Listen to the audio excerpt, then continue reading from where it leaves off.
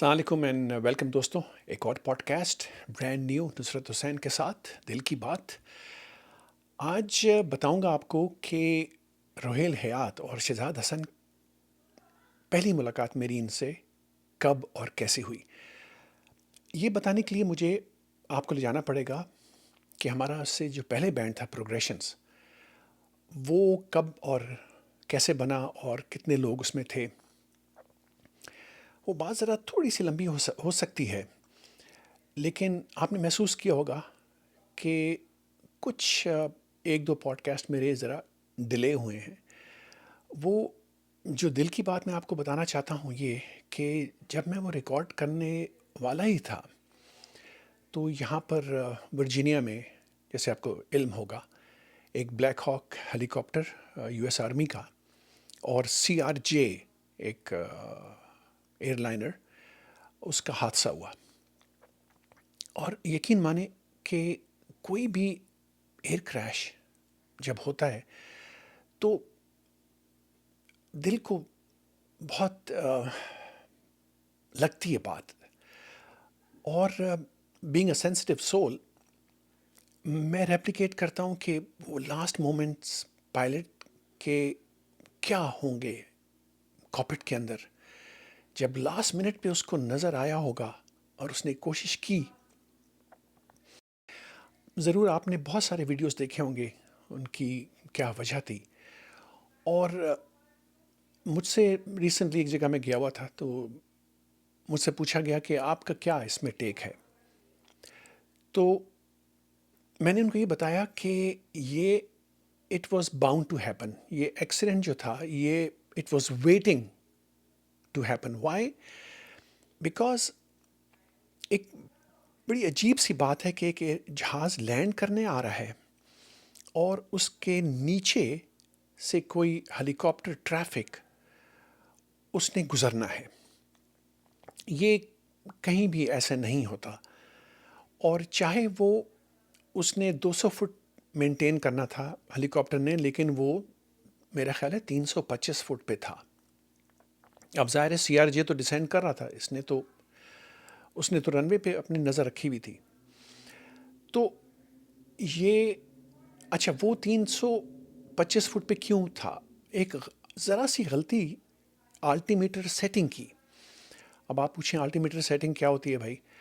وہ یہ کہ دنیا بھر میں جو ایئر پریشر ہوتا ہے وہ ایک جیسا نہیں ہوتا، وہ ویری کرتا رہتا ہے۔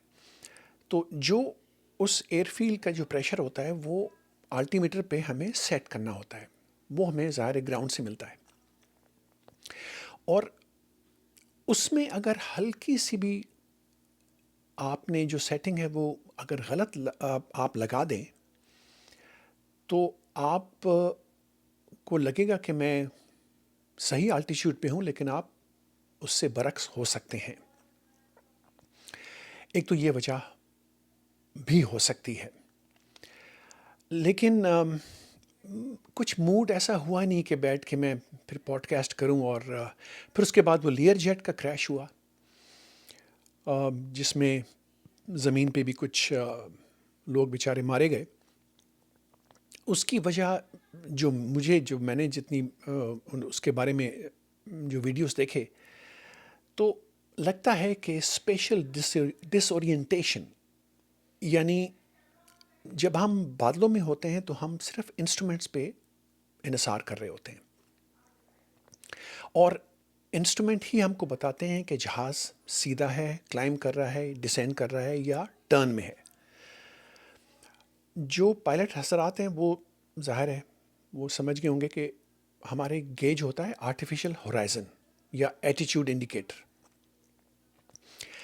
اب مزے کی بات یہ ہے کہ ہمیں جو بتایا جاتا ہے کہ اگر آپ انسٹرومنٹس پہ فلائی کر رہے ہیں، بادلوں میں ہیں، اور آپ کو محسوس ہو رہا ہے کہ جہاز ٹرن کر رہا ہے یا کلائم کر رہا ہے، لیکن اگر آپ انسٹرومنٹ میں دیکھ رہے ہیں اپنے ایٹیچیوڈ انڈیکیٹر کو اور وہ بتا رہا ہے کہ آپ بالکل صحیح اڑ رہے ہیں، تو آپ نے اپنی جو فیلنگ ہوتی ہے اس کے برعکس آپ نے انسٹرومنٹ کو بلیو کرنا ہوتا ہے، اس پہ یقین کرنا ہوتا ہے کہ وہ کبھی بھی غلط نہیں بتائے گا۔ اندر کی جو فیلنگ ہوتی ہے وہ بہت پاورفل یعنی اسٹرانگ ہوتی ہے کہ یار جہاز ٹرن کر رہا ہے تو میں اس کے برعکس اس کو الٹا ٹرن کروں، واپس سیدھا کروں اس جہاز کو، جبکہ جہاز آلریڈی سیدھا اڑ رہا ہوتا ہے۔ تو اس میں جو ہمیں بتایا جاتا ہے کہ آپ دو کام کر سکتے ہیں، ایک تو ہم دو ہوتے ہیں، کیپٹن اور کو پائلٹ، یا پائلٹ فلائنگ اور پائلٹ مانیٹرنگ۔ تو پہلا سب سے کام کریں کہ آٹو پائلٹ آن کر دیں۔ آٹو پائلٹ وہ کبھی بھی غلطی نہیں کرے گا، جو گیج اس کو بتا رہا ہے وہ وہی فلائی کرے گا۔ اور اگر وہ بھی ممکن نہیں ہے، فرض کریں آٹو پائلٹ نہیں ہے جہاز میں یا نہیں کام کر رہا اس دن، وہ کیری فارورڈ ہوا ہے، اس میں کچھ نقص ہے، تو جو دوسرا پائلٹ ہے آپ اس کو کنٹرولز حوالے کر دیں، کیونکہ ضروری نہیں کہ اس کو بھی وہی فیلنگ آ رہی ہو کہ آپ ٹرن یا کلائم یا ڈسینڈ کر رہے ہیں۔ تو میں نے کہا آپ کو بتا دوں، اگر آپ کو تجسس ہے تو پروبیبلی یہی ہوا، کیونکہ جس اینگل سے وہ زمین پہ ہٹ ہوا ہے اور کوئی بھی کال نہیں آئی کہ بھئی میڈے کی کال کہ میرے انجن کام کر رہے ہیں، آخری آواز جو ہے اس میں لگ رہا ہے کہ اس میں کوئی خرابی نہیں تھی۔ اچھا، اب کیونکہ تھوڑی سی فلائنگ کی بات ہوئی گئی ہے تو میں آپ کو کچھ، آپ کو محسوس ہوا ہوگا کہ ایک اشتہار آیا تھا پی آئی اے کا، جب ہم نے بڑے عرصے بعد ایک پیرس کی فلائٹ شروع کری، اور وہ اشتہار دیکھ کے جو میں نے پہلی بار جب اشتہار دیکھا وہ تو میرے تو ہوش اڑ گئے۔ ظاہر ہے وہ جو کہ اشتہار ڈپکٹ کر رہا تھا، جو بتانا چاہ رہا تھا، وہ ایک قصہ جو 9/11 کا ہوا تھا، جس میں ورلڈ ٹریڈ سینٹر پہ جہاز ٹکرائے تھے، وہی اس کو وہ انڈیکیٹ کر رہا تھا کہ Paris we are coming today, something like that. آپ کو وہ میں پکچر بھی دکھاؤں گا، کچھ اچھی باتیں بھی ہیں اس میں، فرانس کا فلیگ ہے، ویری گڈ، اور کچھ اوپر لکھا ہوا ہے پیرس اورنج کلر میں، ویری نائس۔ لیکن یہ بتانا کہ ہم آ رہے ہیں اور یہ انڈیکیٹ کرنا 777 بالکل آئیفل ٹاور کو ایم کر رہا ہے، was such a bad idea کہ یقین مانے اٹ واز شاکنگ۔ اور ظاہر ہے پھر دنیا بھر میں پاکستان اور پی آئی اے کا مذاق اڑا، اور یہ تو چلے جو ہوا وہ ہوا، لیکن میں حیران تھا کہ یہ کلیئر کس طرح ہوا، یعنی کس طرح یہ، اس کو ایک بندے کا تو آئیڈیا نہیں ہوتا نا، یہ کوئی ملٹیپل چیکس ہوتے ہیں کہ یار یہ ٹھیک نہیں ہے، اس کو چینج کریں۔ اور کسی بہت سینئر آدمی کا اگر یہ آئیڈیا تھا تو اس کو کسی کو تو ہمت ہونی چاہیے تھی بتانے کی کہ یار یہ کیا کر رہے ہو بھائی، یہ اس طرح نہیں ہوتا۔ اور چلے وہ چھوڑیں، اس بات کو بھی چھوڑیں، لیکن کوئی سدباب ہوا، کوئی سم ہیڈز ور رولڈ نہیں، مجھے تو نہیں معلوم کہ کسی کی پوچھ گچھ ہوئی ہوگی کہ یا کسی سے پوچھا گیا کہ یار یہ تم نے کیا کیا، یہ کیا بونگی ماری، ایک بڑی الٹیمیٹ بونگی ہے بیسکلی ہے، اور کوئی چھوٹی موٹی یہ بات نہیں تھی۔ تو یہ بھی ایک بات تھی دل کی جو میں نے آپ کے ساتھ شیئر کرنا میں نے مناسب سمجھا، اور بات نکل چکی ہے تو میں ایک اور بھی آپ کو ذکر کروں کہ یہ کسی آدمی کا یہ ایک اور آئیڈیا تھا۔ میں آپ کو زمین پہ لے آتا ہوں کہ کراچی میں اس زمانے میں تھا، کیونکہ میں ٹریول کرتا تھا اسلام آباد اور کراچی کے درمیان میں، دونوں شہروں میں رہ رہا تھا۔ میں نے نوٹ کیا کہ ہر چوراہے پہ جو کراسنگ ہے، گورے قبرستان کی کراسنگ ہو گئی یا کوئی اور بڑی کراسنگ میں، انہوں نے سٹینڈ بنا کے جو گاڑیوں کا جو میجر ایکسیڈنٹ ہوا ہے نا، جس میں گاڑی بالکل تباہ ہو چکی ہے، وہ انہوں نے وہاں پر لا کے کھڑی کر دی ہیں، ہر چوراہے پہ، مین جو چوراہے تھے۔ اب آپ جن کو وہ یاد ہوگا وہ ڈیفینیٹلی ریکال کر گئے ہوں گے. یعنی کہنے کا مقصد یہ ہے کہ کسی کا آئیڈیا آیا کہ بتانے کے لیے کہ یار اوور اسپیڈنگ نہیں کرو، لال بتی کو توڑو نہیں، کہ یہ آئیڈیا تھا کہ تباہ ہوئی ہوئی گاڑیاں آپ چوراہے پہ آپ کھڑی کر دیں. یار آئی مین سیریسلی آپ امیجن کریں کہ وہ کیا تاثر دے رہا تھا اس وقت. اٹ از انبلیویبل کہ کسی کا یہ آئیڈیا تھا اور وہ ایکسیکیوٹ بھی ہوا. اس میں کتنا خرچہ لگا ہوگا کہ وہ سٹینڈ پورا ان کا بنایا گیا، گاڑیاں ٹرانسپورٹ ہو کے وہاں رکھی گئیں. اچھا ایک مزے کی بات ایک اور یاد آ گئی مجھے کہ اسی زمانے میں نے نوٹ کیا کہ کیونکہ ہم لوگ ریڈ لائٹ یعنی اسٹاپ لائٹ جو ہے اس کو ہم ریگارڈ نہیں کرتے زیادہ تر. اور میں نے نوٹ کیا کہ یار لال بتی ہو گئی ہے لیکن دوسرے کی گرین بھی نہیں ہو رہی. کیوں؟ انہوں نے ٹائمنگ ایسی رکھی ہوئی تھی کسی عقل مند انسان نے کہ جو لال بتی سے جو گزر رہے ہیں وہ گزر جانے دو، اور جو شریف آدمی جب رکنا شروع ہوں گے تو سب رک جائیں گے اور پھر ان کی گرین لائٹ کھلے گی. یہ میں آپ سے مذاق نہیں کر رہا ہوں، یہ ایکچولی کراچی میں نے یہ فیل کیا اور یہ نوٹس کیا.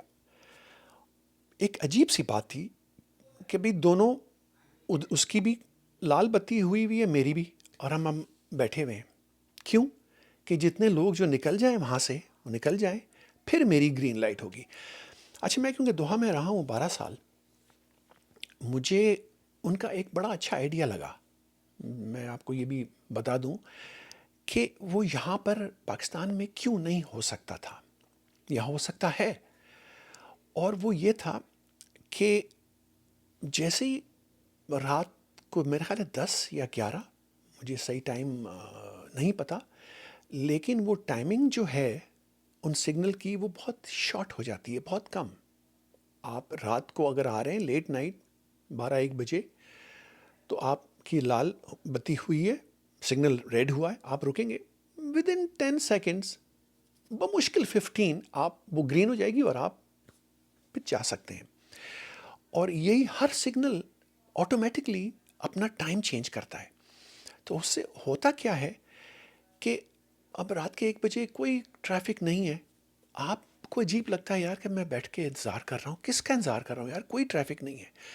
تو آپ ٹیمپٹ ہوتے ہیں کہ آپ سگنل توڑیں.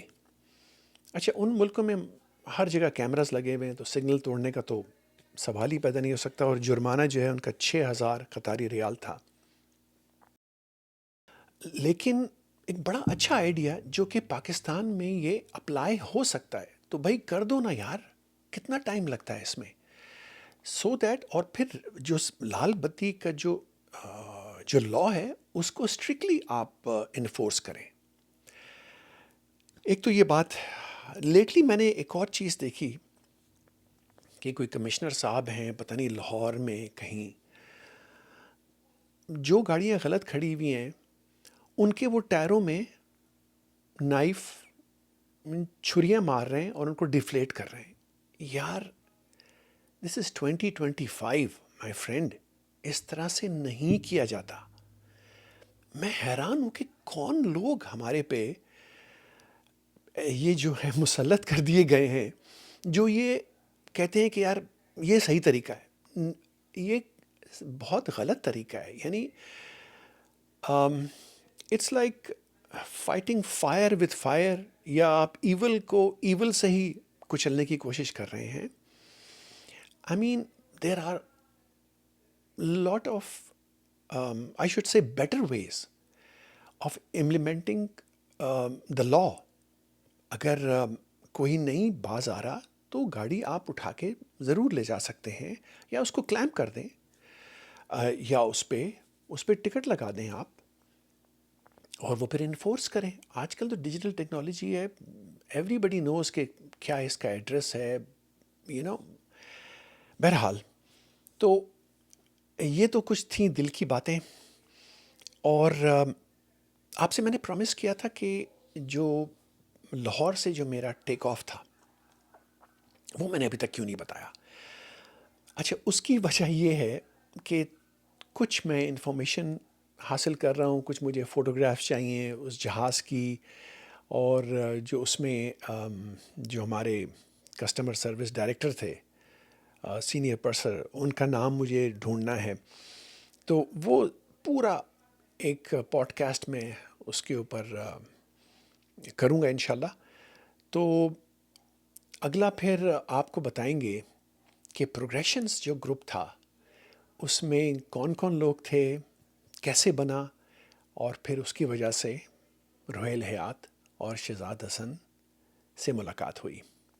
جڑے رہیے، بہت شکریہ. خدا حافظ.